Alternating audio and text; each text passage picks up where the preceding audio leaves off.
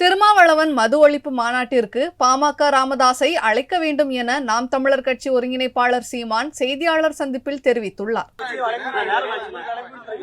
எனக்கு கொடுக்கல. நான் எங்க அண்ணனை சொல்றது, நீங்க இந்த ஜனநாயக ஆற்றல் எல்லாரும் வரணும் மதுவுக்கு எதிரானா எங்க ஐயாவை கூப்பிடணும், பாமகவை அழைக்கணும். பாமகனா எங்க ஐயா வர்றாங்க, எங்க ஐயா சின்னையா அன்புமணி வர்றாங்கன்னு நான் சொல்ல, சகோதரர் பாலு கூட வரலாம், ஒரு பிரதிநிதி வரலாம்ல.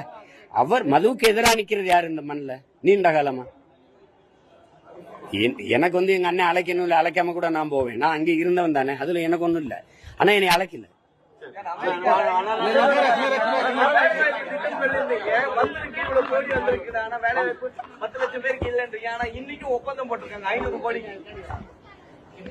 இப்ப நான் இல்லைன்னு சொல்றேன்னு நீங்க அண்ணனை சொல்றீங்கல்ல, 10 லட்சம் கோடி முதலீடு வந்ததாகவும் 31 லட்சம் பேருக்கு வேலை கொடுத்ததாகவும் தொழில்துறை அமைச்சர் தம்பி TRP ராஜா சொல்றாரு. இந்த கருத்தை ஐயா முதல்வரும் ஆமா நாங்க செஞ்சிருக்கோன்றாரு.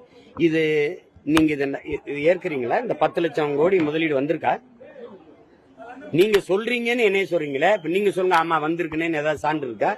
ஆட்சியில கேட்டிருக்கேன், இதுவரைக்கும் எனக்கு தகவல் அறிவு உரிமையில கேட்டிருக்கேன், எனக்கு இதுவரை வரல. நீங்க நம்புறீங்களா? 10 லட்சம் கோடி முதலீடு வந்திருக்கா இந்த 3 ஆண்டுகள்ல தம்பி?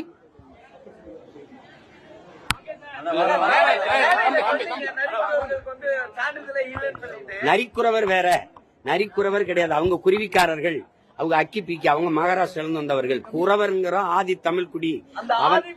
இடமே கிடையாது, அவங்களுக்கு சாதி சான்றிதழே இல்லைன்றீங்க. ஆனா இவங்க முதலீடு பண்ற தொழிலாளர்களுக்கு இடம் தனியா ஒதுக்குறாங்க, மக்கள் கிட்ட இருந்து புடிங்கி அந்த இடத்தை கொடுக்குறாங்க. இதை எப்படி பாக்குறீங்க?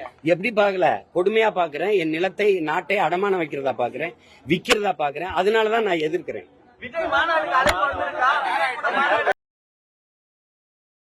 செய்திகளை உள்ளது உள்ளபடி தெரிந்து கொள்ள ரெஃப்ளெக்ட் நியூஸை சப்ஸ்கிரைப் பண்ணுங்க.